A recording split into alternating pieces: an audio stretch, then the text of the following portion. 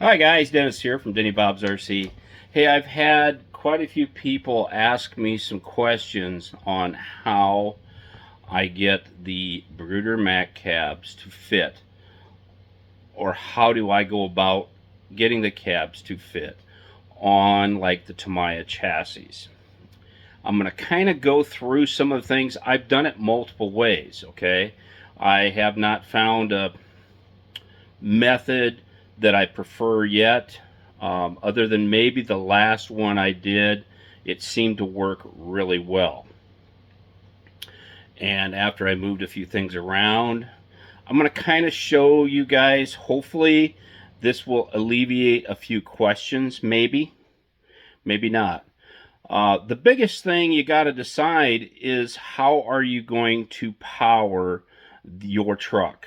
Are you going to do a planetary gear drive, single speed? Are you going to use the Tamiya 3-speed transmission? There's a couple different ways to go. So then that makes a difference on how you process the cab to fit.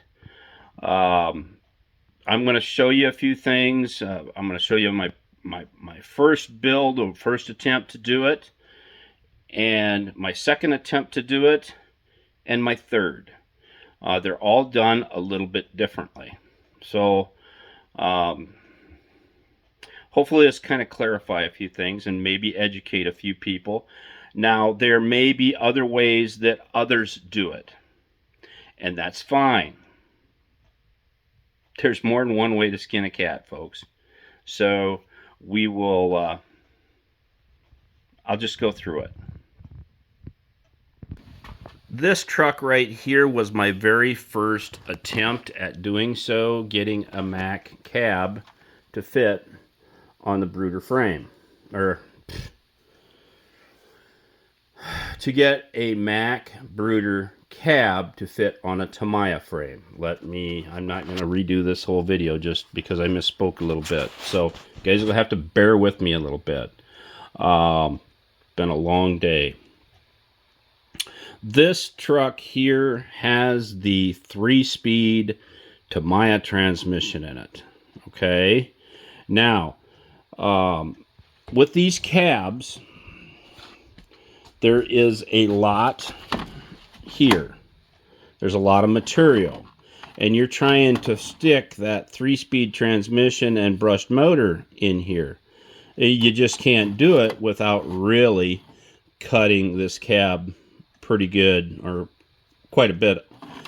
Usually where I start with these cabs is right ahead of this bulkhead, kind of your firewall. I cut it straight down.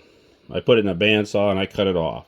Then I trim and smooth everything out. So I want to leave the front of that part of that cab yet. This front part, I want to leave all that so that I have something to fasten to. The next thing, if you're going to use a 3-speed transmission like this truck has got, you're not going to have any floorboards hardly left anymore if you want to get it to fit. You really have to butcher and cut way up into the bottom of this cab to get it to fit almost on the frame.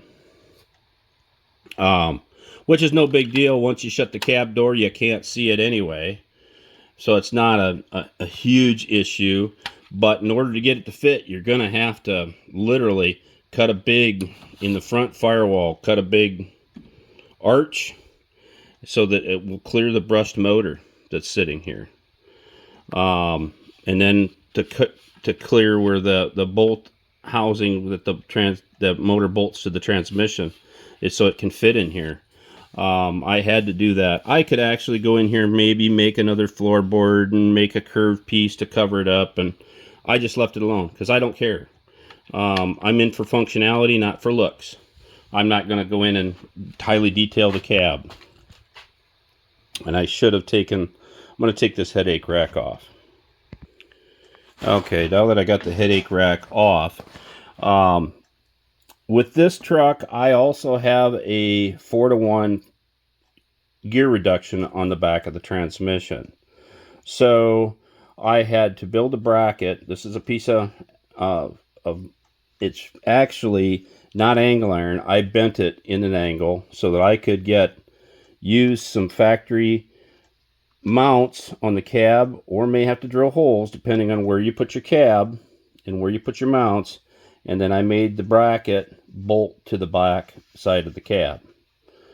So if I want to take this cab off so that for this one in particular, I'd have to take this bracket off so I can get to the 2 screws there, and then there is a screw here and a screw on the other side with these 2 brackets basically holding that cab solid to the frame. And then the next thing you got to do is figure out how you want the hood to hinge.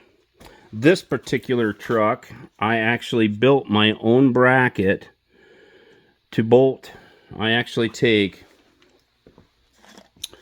these hoods and I will basically take this and grind it all down so that basically where you see this line, I grind this thing the whole length of it smooth, from like this notch to that notch, smooth, so that I can bolt. Now I'll get into another one. So I made a flat strap, and I used the front bolt holes for the hood to pivot on.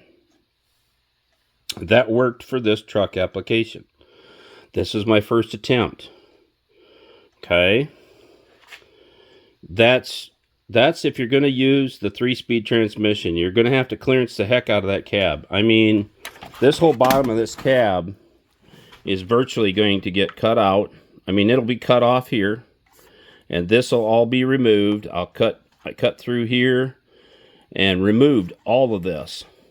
And then the interior part, I actually came in there and hollowed all that stuff out so that it would clear the brushed motor and where it fastens to the transmission. Now, what I did for a hinge for these was just like a flat strap. I bent each end over on this side, then I had to angle it, and I don't know if you can kind of see it or not. It's kind of hard to see, but it's angled forward because the hinge sticks out past the front of the cab, the homemade hinge. Now, to fasten that, I'm just going to use this as an example. When I took and I ground this all smooth, these will be gone, everything will be gone. Then I took this hinge, or a flat strap, and I drill up through the grill. The black part is pretty solid. So you got to make sure you're in the black part, not into the chrome. You got to hit pretty much in the center and run some bolts. Some very shallow-headed, maybe button-headed bolts to allow clearance, because you're still going to need this hood to shut and not let the bolts hit. So if you had some countersunk or really shallow button-headed bolts, that works really well. And then I drill and tap and screw up into the front grill. That's this truck, okay? This truck, I did the same exact way. It's got the flat, and maybe you can more see how that plate is bolted to the bottom. You know, it's bolted and screwed up into the grill. It's the brass piece in there, okay? And I'm using the front frame bolts as the pivot point. Same here. I don't have the 4-speed or 4-to-1 gearbox. This truck is a planetary gear drive. Planetary gear drive, virtually, if we can see it, there's a 17-to-1 planetary. So that doesn't even stick up above the frame at all. So, and same way with this one. This one here is a planetary gear drive. It doesn't stick up past the top of the frame. So I don't have to really gut much out of the cab to make it fit. The interior is still intact in this truck. The interior in this truck is completely intact, not even disturbed, okay? I didn't have to cut as much if I go with the planetary gear drive motor versus the 3-speed transmission in that truck. Now, this one here, I did something different. I actually, this is the hinge, this is the exact hinge that I used. I think it's just a brass coated small hinge, okay? That is right there. It's basically where I was saying earlier. Hopefully I don't make everybody nauseous here. I'm trying to do this in one take. I trimmed all this out of the hood. As you can see, basically from notch to notch, it is trimmed out and flat. Basically, I took this last little chrome strip here off and these red parts and ground that all flat and smooth across here. This red part, I flattened that out till it was level or flush with the bottom of the grill. Hopefully some of this is making sense to you guys. And then basically took this hinge, slid that all the way so that this edge was sitting right up against there. And again, I drilled and tapped 3 holes up into that grill part. And that's what holds that on. Now, to get this hood to fit, it's basically this hinge is flush with the front edge of that frame. Now I had to drill 1, 2, 3 holes and tap them into that front segment to make this hinge work. Now, as you can see, I've made some different brackets. Well, very similar to the brackets that are made on this truck. Just some 1/16 by a 1/2 inch aluminum and bent the ends. And I actually had to drill the holes to bolt this cab on and this one. You know, drill and tap holes into the cab. So that holds that. What you're going to have to figure out is your heights. Okay? These here, I actually had to shim up. I think I got 2 small washers under each bolt to shim this up so that the hood snaps shut. You know, so it gets fitting right. And what I also did for this cab, and this cab, I cut this all off, all the way across. And I removed all of this. Basically came in here, cut to here, and across, and cut this way, and removed the red part out of here. Then, this part here, I think I set it to like about 1/4 of an inch. And I trimmed it down to 1/4 inch all the way around. Here. All the way around.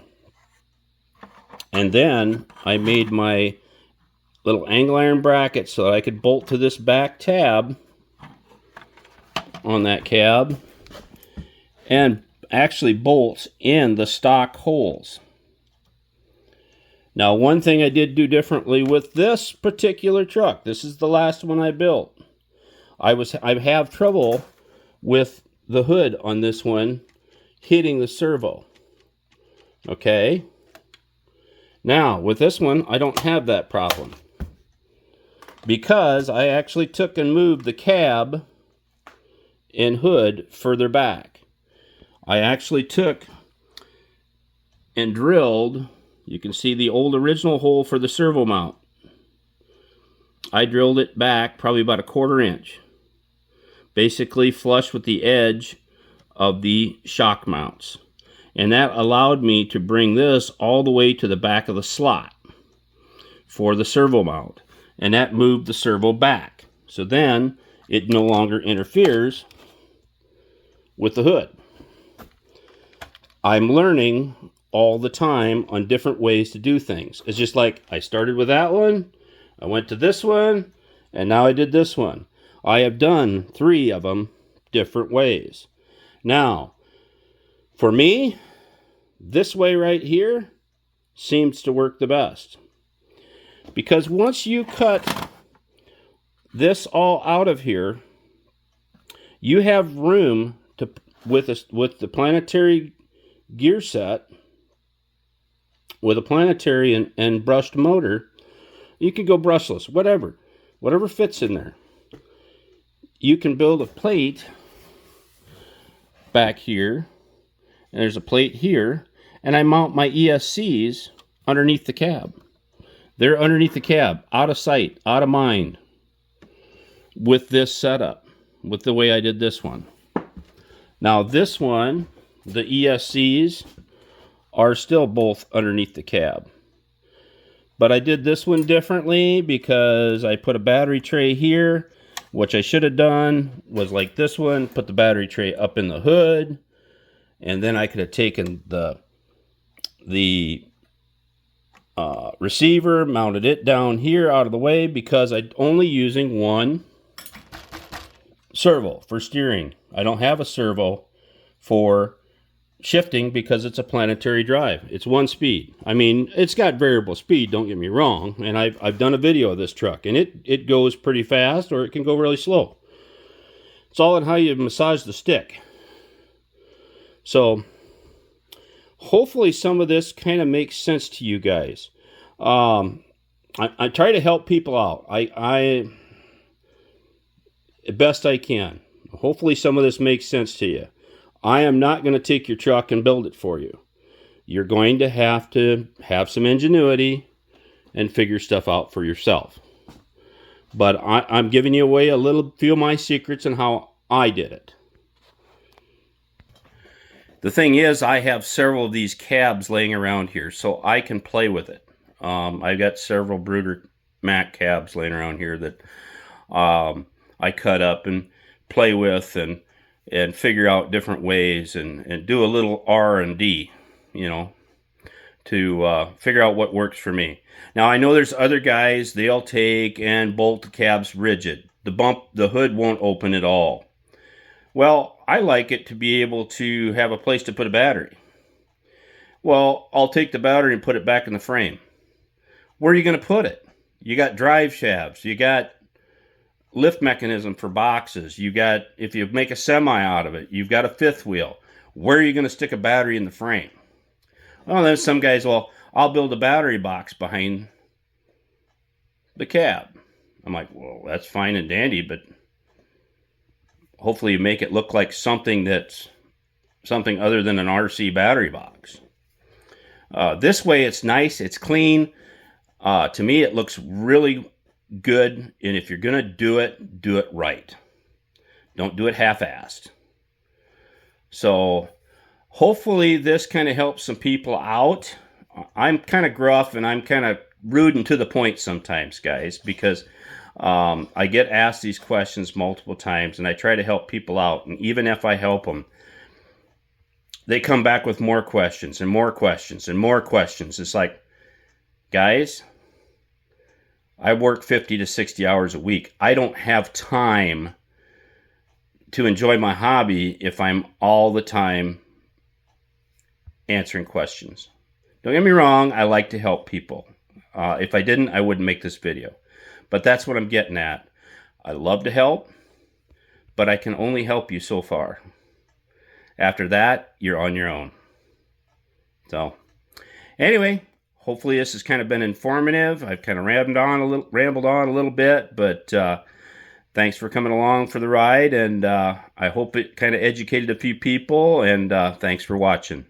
Catch you guys later. Go out and have some fun with RCs.